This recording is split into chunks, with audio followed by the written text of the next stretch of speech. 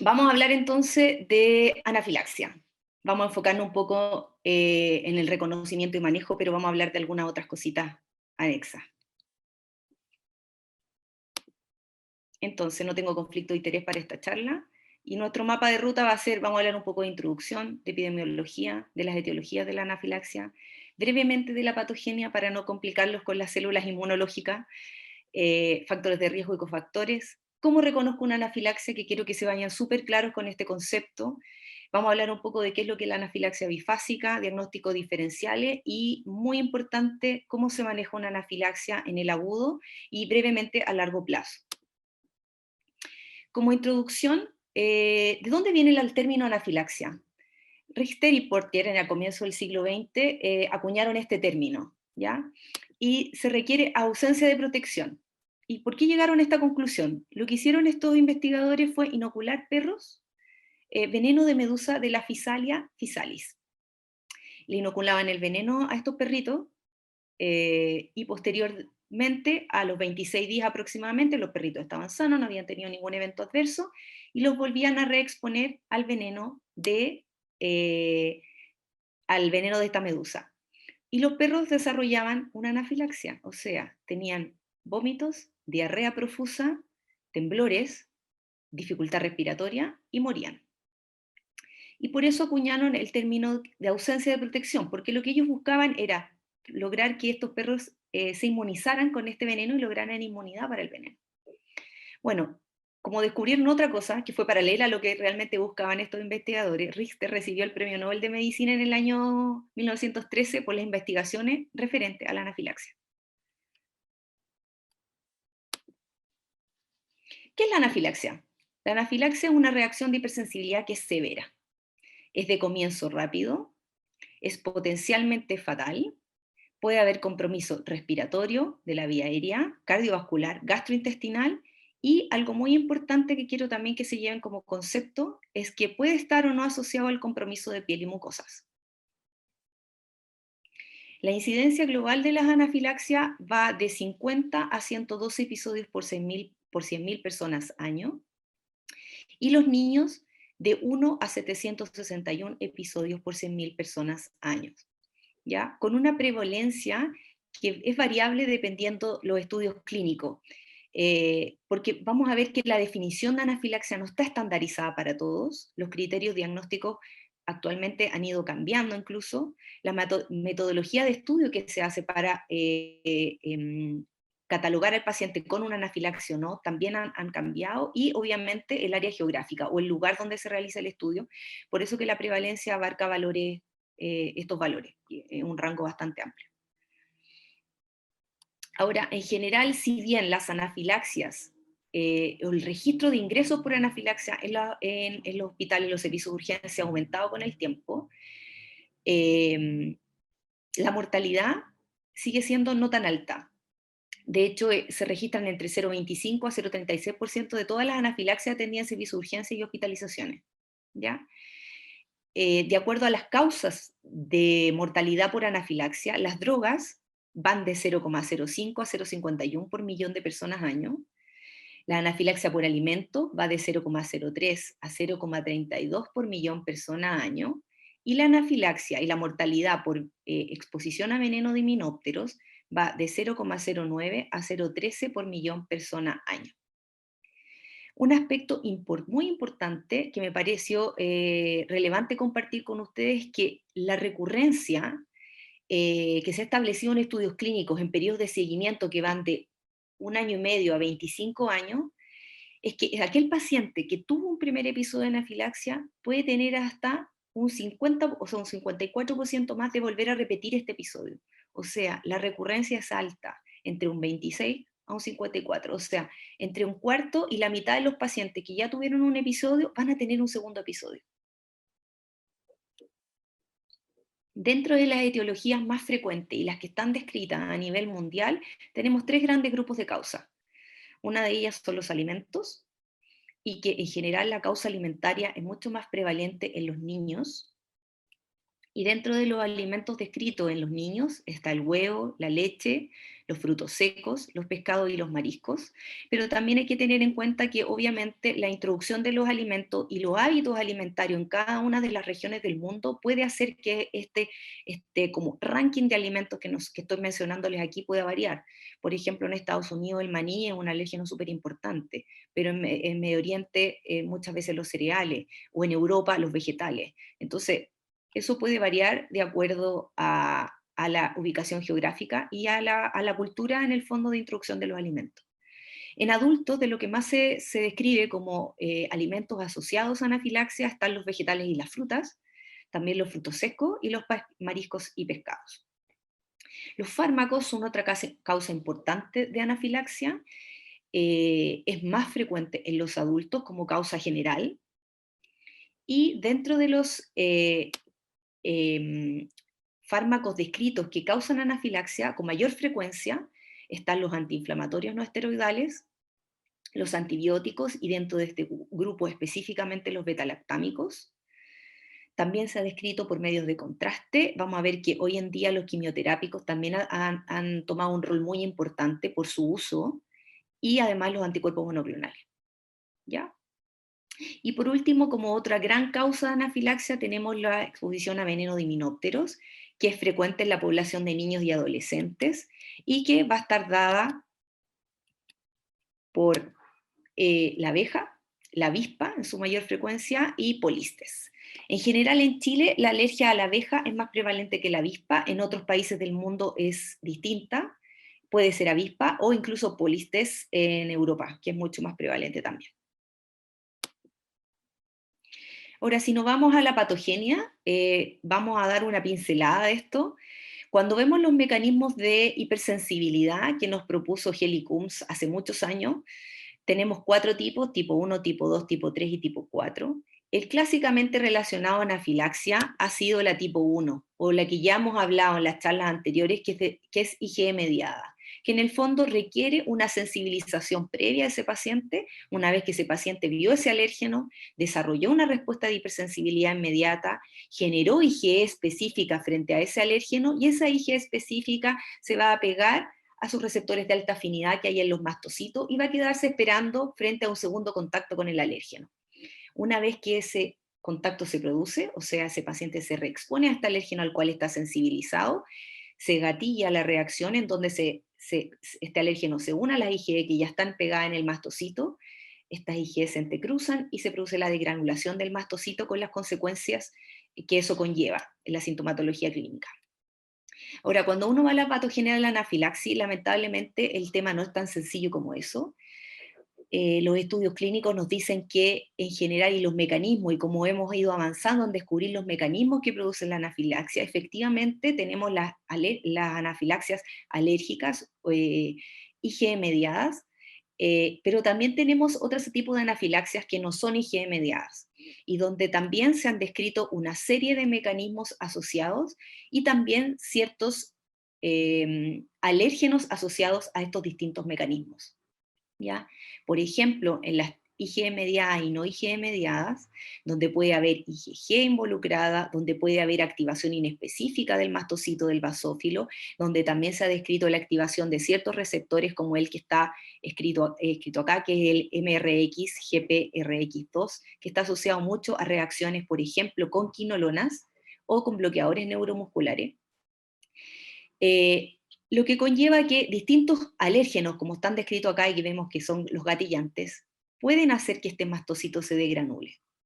También hemos visto dentro de la patogenia de la anafilaxis que pueden haber macrófagos involucrados también en las reacciones anafilácticas, con una importante liberación de citoquinas, que eso conlleva también una cascada inflamatoria importante. Puede ser mixto, donde haya mastocitos y macrófagos involucrados en la misma reacción, y activaciones del mastocito del basófilo por otra vía, como por ejemplo, vía del complemento. ¿Ya? Ahora, el mensaje es el siguiente: un paciente que tenga un mecanismo patogénico distinto, ¿puede tener manifestaciones clínicas similares? La respuesta es sí. O sea, las manifestaciones clínicas de una anafilaxia, vamos a ver y revisarlas en extenso posteriormente, pueden ser todas similares, independientes del mecanismo que subyace a esa anafilaxia. Y el manejo, que esto es muy importante, para todos estos mecanismos sigue siendo la adrenalina. Tenemos factores de riesgo asociados a anafilaxia y factores asociados muy específicamente a la edad. ¿Ya? En niños pequeños o infantes tenemos que los factores de riesgo relacionados a ellos, porque los niños no nos pueden decir muchas veces qué es lo que sienten o cómo son sus síntomas. En adolescentes y adultos, lo que ocurre muchas veces es que los adolescentes y los adultos jóvenes en general incurren en más riesgos. Sobre todo en pacientes que ya tienen el diagnóstico de anafilaxia, pueden tomar conductas peligrosas en cuanto a la evitación y no evitación de los alérgenos que ya saben que pueden provocarles reacciones.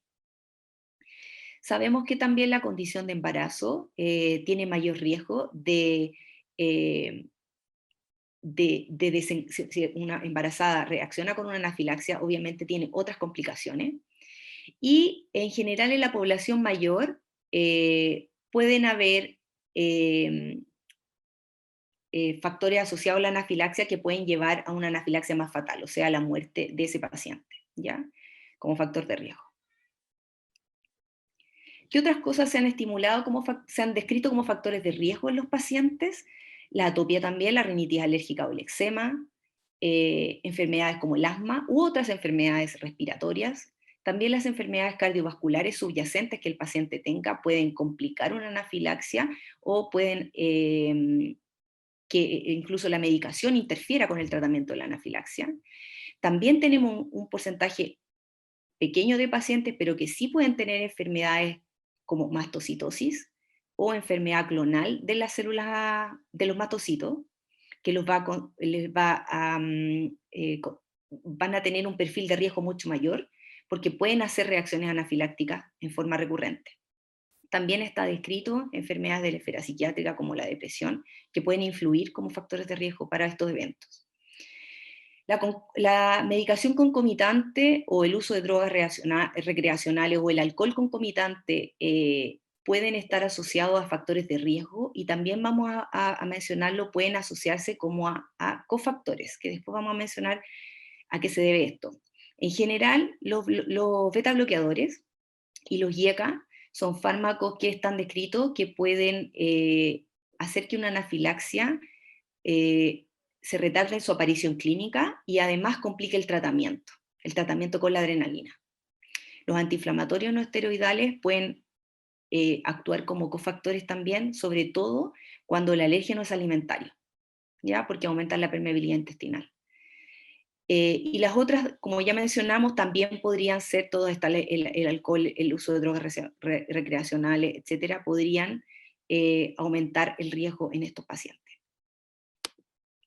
¿Qué otros cofactores? Aquí llamamos cofactores, son aquellas cosas que acompañan a un evento alérgico que pueden amplificar la reacción. Entre los clásicos que están descritos como cofactores de anafilaxia está el ejercicio, está una infección aguda, el estrés emocional también se ha asociado a cofactores en anafilaxis, las disrupciones en la rutina, sobre todo la privación de sueño, también ha sido un cofactor últimamente descrito en pacientes que cursan con anafilaxia, y también el estado premenstrual en las mujeres, por esta fluctuación hormonal, también se ha asociado como un cofactor en anafilaxia. Son cosas que efectivamente nosotros preguntamos muchas veces dirigidamente al paciente cuando nos enfrentamos a este paciente que hizo esta reacción alérgica severa. Ahora, ¿cómo reconocemos una anafilaxia? La anafilaxia puede manifestarse clínicamente por muchos síntomas, muchos signos clínicos, puede afectar distintos sistemas y órganos, y los vamos a ver a continuación. El compromiso de la piel y de la mucosa, si bien es algo frecuente, se describe entre un 62 y un 90% de los pacientes, puede no estarlo. O sea, hay un 10 a un 20% de los pacientes que podrían no cursar con síntomas cutáneos. Dentro de los síntomas cutáneos más frecuentes está el prurito, que puede estar asociado o no a rash, puede haber solo eritema en la piel en los pacientes, puede haber francamente urticaria, o sea, aparición de abones en la piel, flatching o enrojecimiento facial, puede haber angiodema, después de boca, de párpados, de labio, de úvula, edema conjuntival, y fundamentalmente esos son los síntomas cutáneos o de mucosas que se pueden asociar. Síntomas respiratorios también están descritos entre un 45 y un 70% de los pacientes. Puede haber congestión nasal, dificultad respiratoria franca, rinorrea, sensación de cuerpo extraño faríngeo, ya francamente dificultad respiratoria, sibilancia, hipoxia en el paciente, ¿ya? Los síntomas gastrointestinales también están descritos en un poco menor frecuencia, entre un 25 y un 45% de los pacientes, pero el síntoma gastrointestinal hoy en día, de acuerdo a los criterios que vamos a ver, debieran ser síntomas severos, o sea, náuseas, vómitos profusos, dolor abdominal intenso y muchas veces también diarrea. Los síntomas cardiovasculares también van entre un 10 a un 45%, y el paciente puede tener dolor torácico, puede tener francamente un síncome, un presíncope, la taquicardia, que es algo muy frecuente, la hipotensión o la disfunción de órgano. Eh, la bradicardia también puede estar, pero es una bradicardia que es más refleja. Y además también a nivel del sistema nervioso central pueden haber manifestaciones clínicas como confusión, como pérdida de la conciencia, hipotonía, cefalea, incontinencia y convulsiones. En los niños también se ve mucho que una anafilaxia puede cursar con irritabilidad o somnolencia en los niños más pequeños, ¿ya?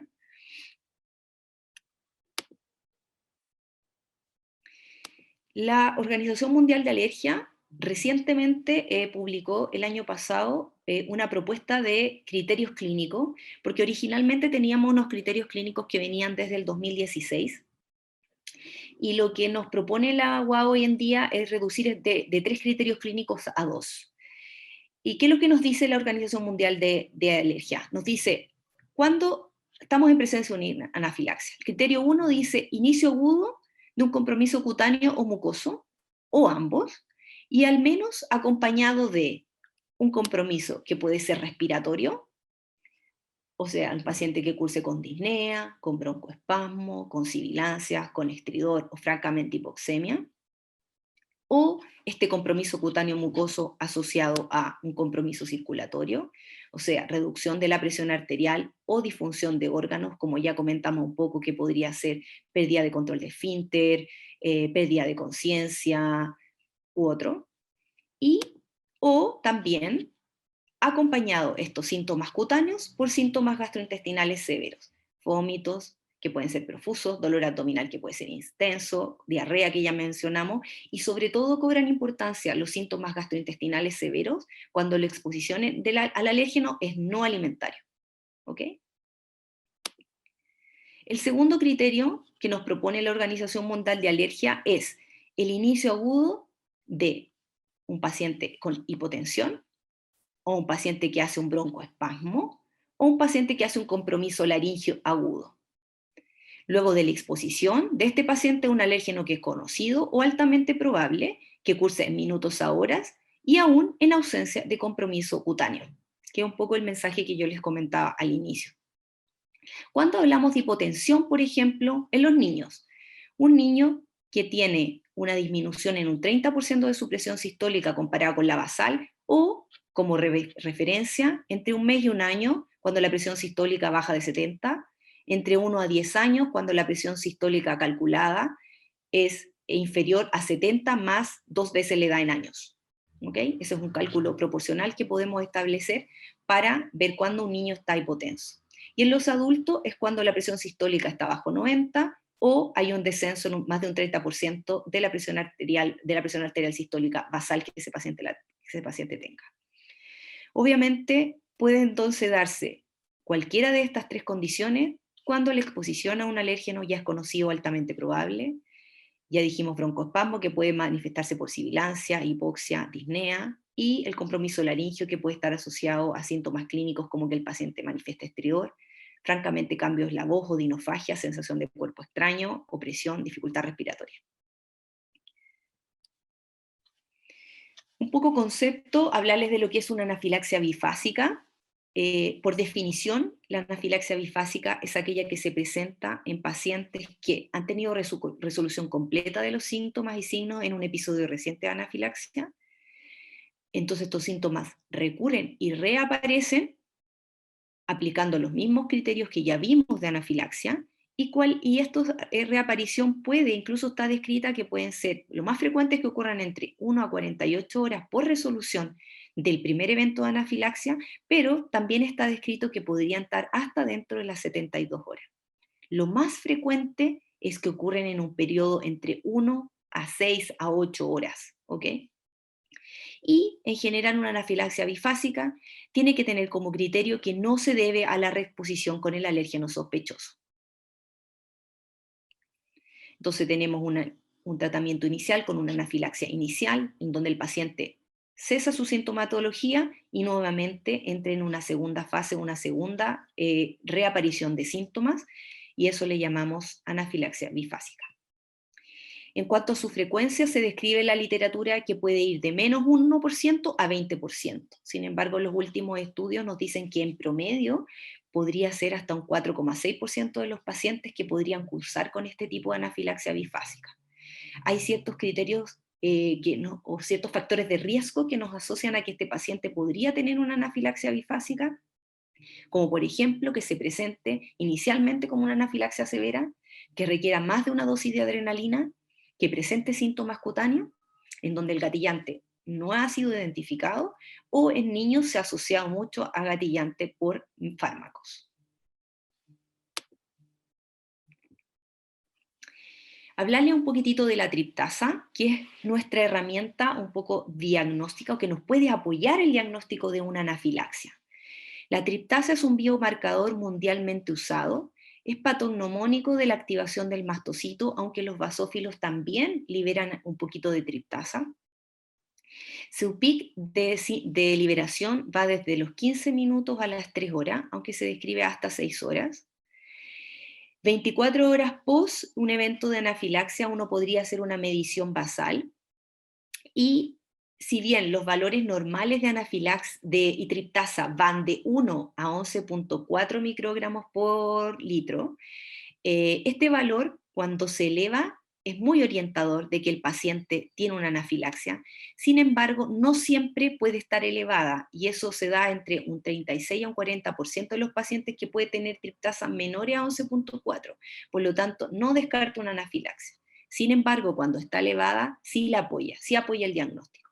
Hoy en día, desde el 2010, se ha establecido que una elevación de la triptasa con esta fórmula que les presento aquí, es decir, una triptasa que se eleva 1,2 por la triptasa basal más 2, es un indicador de activación del mastocito. Por ejemplo, si tenemos un paciente en donde pudimos pesquisar y tomarle la triptasa durante su evento anafiláctico y su valor fue 9, si bien es menor a 11, podríamos estar diciendo, ¿sabes qué? Tiene una triptasa basal normal, o tiene una triptasa normal del evento. Sin embargo, cuando relacionamos ese valor del evento con un valor basal de esa triptasa, que por ejemplo este paciente tuviera 1,5, ¿cuándo estaríamos hablando de una activación de este mastocito? Cuando el valor de esa paciente en el evento fuera mayor a 3,8. Por lo tanto, esta triptasa sí cobra relevancia y sí nos aporta un valor diagnóstico como de que este mastocito sí se activó y sí se degranuló.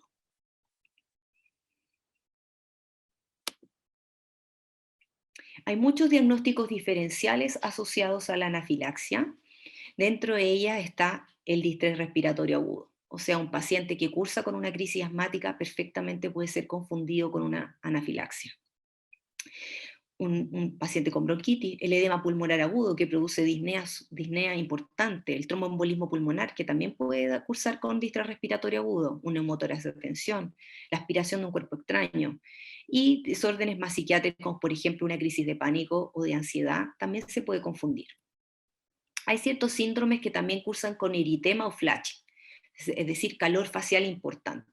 Dentro de ello, obviamente, está descrita la mastocitosis o este trastorno clonal de células mastocitarias, los síndromes carcinoides, los feocromocitomas, la escombroidosis, que ya hemos hablado y que la doctora Gar también nos mencionó, que más bien se debe a una intoxicación por pescados que están en descomposición, en donde la histidina, que es que es un aminoácido que tienen los peces, se transforma a histamina. Entonces lo que nos comemos en ese pescado que está en descomposición es una gran bomba de histamina y que da manifestaciones clínicas muy similares a una anafilaxia y se puede confundir con una anafilaxia. También está el síndrome del restaurante chino, que es por intolerancia al glutamato monosódico. También hay otras entidades que pueden cursar con hipotensión o síncome, que también se podrían confundir con una anafilaxia, como las reacciones vasovagales, también una crisis de ansiedad, otro tipo de shock, por ejemplo, shock séptico, shock cardiovascular, etc.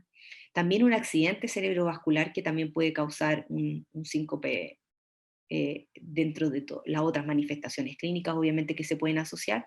Y también hay otros causas como misceláneas, como son los angiodemas idiopáticos no estaminérgicos, el angiodema por los inhibidores de la ECA, el angiodema hereditario, que posteriormente vamos a tener una clase que nos va a hablar un poco de angiodema para que nos queden estos conceptos un poco más claros.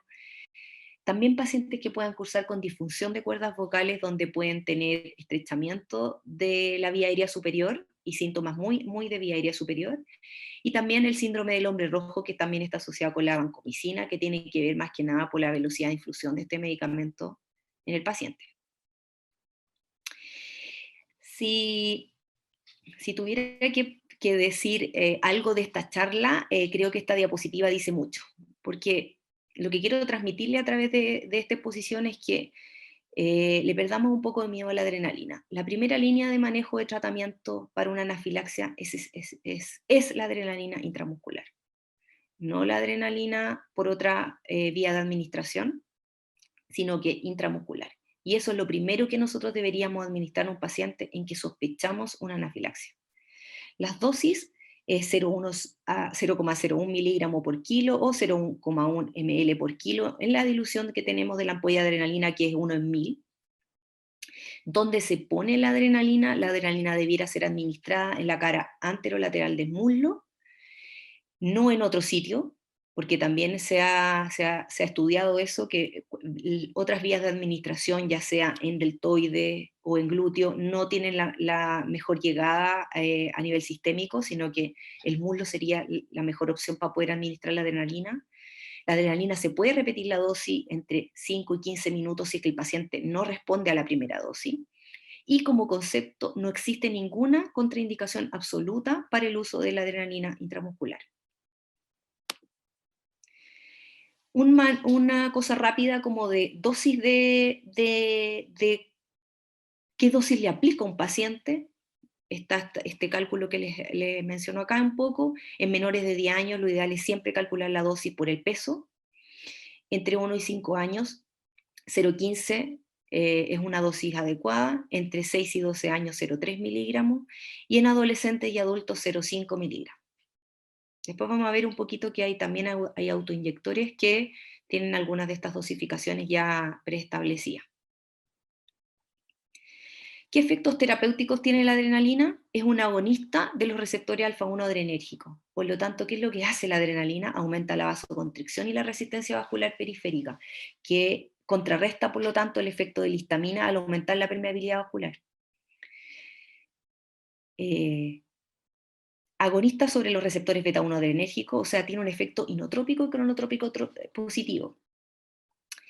Y también es un agonista de los receptores beta-2 adrenérgicos. Por lo tanto, produce broncodilatación, disminuye la liberación de sustancias proinflamatorias, tanto de mastocitos y basófilos, y es la única herramienta terapéutica que tenemos que actúa rápido y que disminuye francamente todos los síntomas que hemos descrito de la anafilaxia.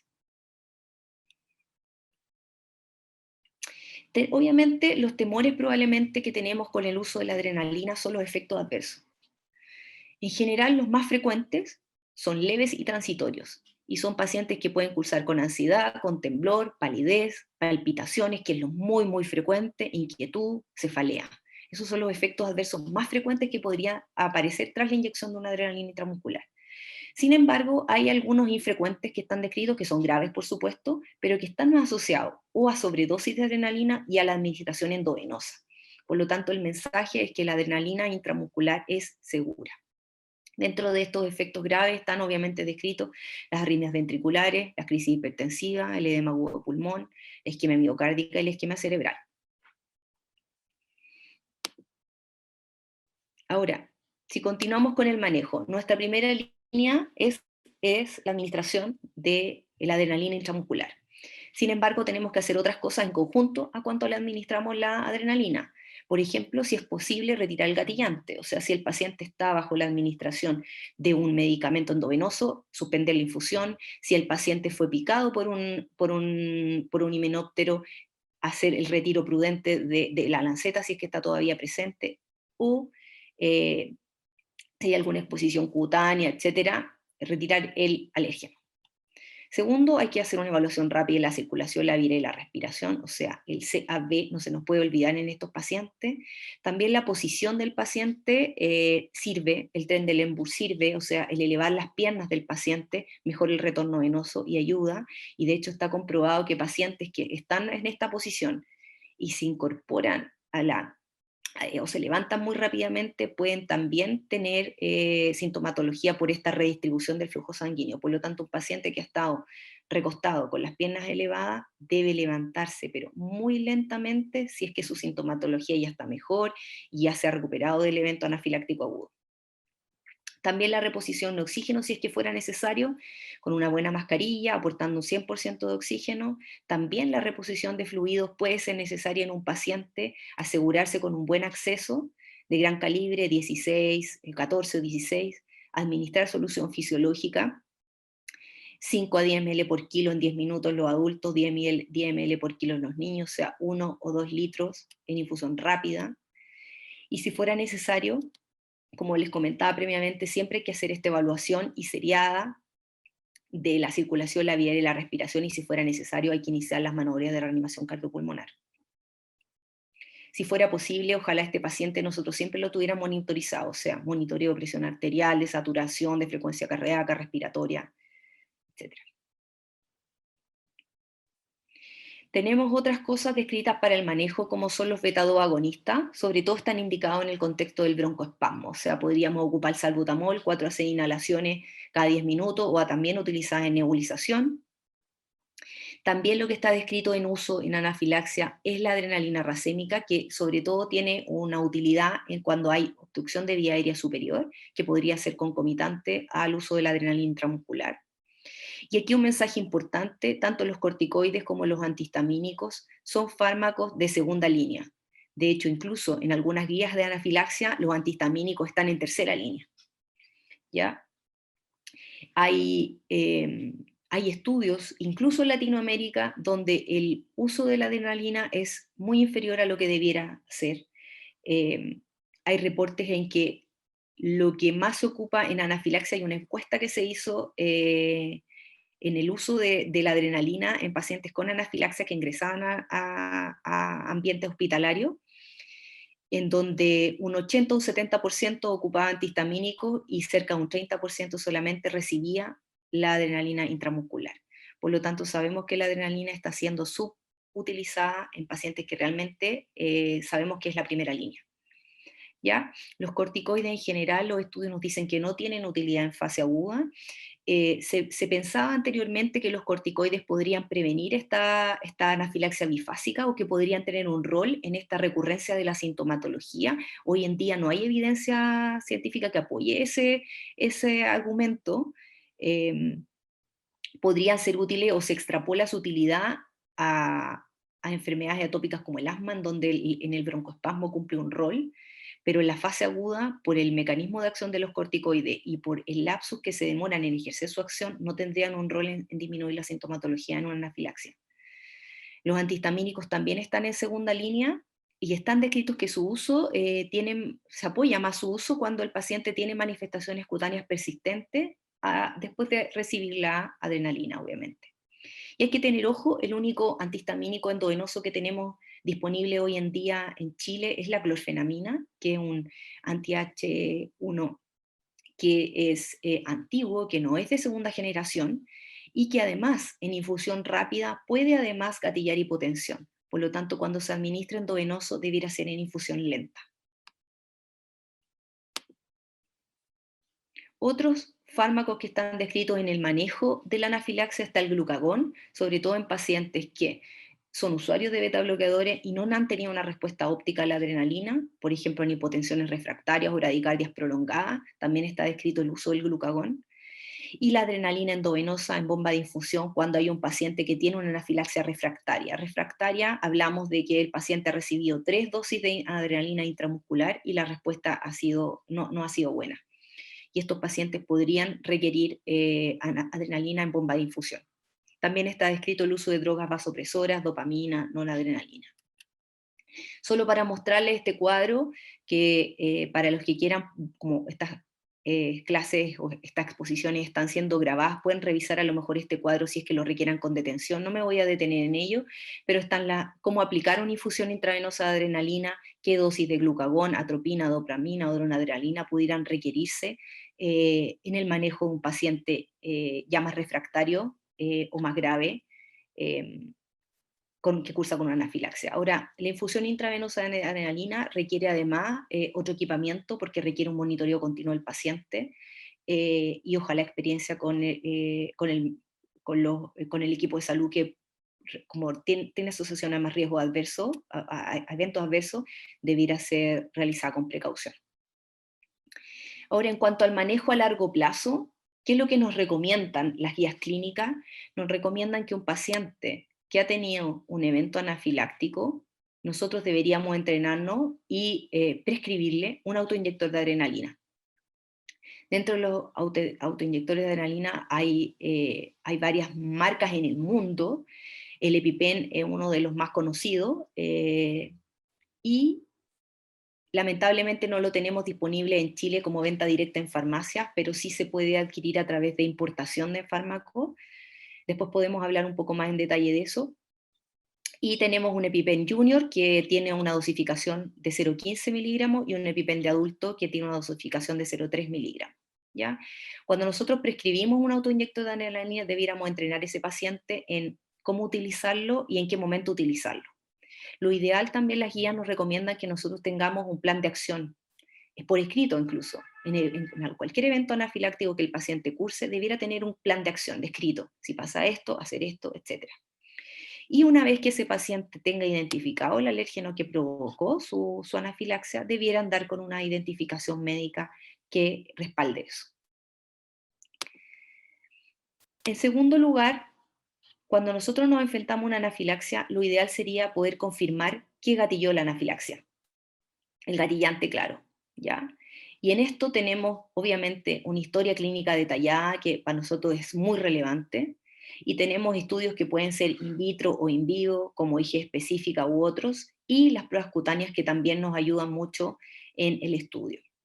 Para poder requerir, sobre todo las pruebas cutáneas que son in vivo, requieren un periodo de lapso entre 4 a 6 semanas después del evento agudo, porque existe una especie de hiporreactividad cutánea cuando ha habido un evento alérgico severo como una anafilaxia. Y por último, en el manejo a largo plazo, también está descrito que en ciertos pacientes nosotros vamos a evitar el gatillante solamente, porque no va a quedar otra opción. En otros pacientes, por ejemplo, que el causante fue un medicamento y que requieran sí o sí ese medicamento para el manejo de alguna patología específica, por ejemplo, nos pasa mucho con los quimioterápicos, que pueden requerir un procedimiento que se llama desensibilización para que puedan tolerar ese medicamento, porque no tienen otra alternativa de medicamento igual de eficaz. Y en otro setting de pacientes, como por ejemplo la anafilaxia a veneno de himenópteros, pueden requerir un tratamiento que llamamos inmunoterapia. ¿Qué mensajes finales quiero dejar con esta charla? Primero, que la anafilaxia es efectivamente la reacción alérgica más severa. El reconocimiento oportuno de la anafilaxia es fundamental. Y ojo, que puede darse aún en ausencia de síntomas cutáneos. Vuelvo a repetir, la adrenalina es el tratamiento de primera línea y hay que utilizarla. Y el manejo a largo plazo va a depender de que podamos identificar el gatillante que causó la anafilaxia. Podría ser un tratamiento específico si es que el paciente lo requiera, y obviamente prevenir la recurrencia, educar, a enseñar a utilizar el autoinyector de adrenalina y probablemente tener un plan de acción que uno pueda entregarle a ese paciente y que evite errores y mal manejo posterior. Muchas gracias por la atención.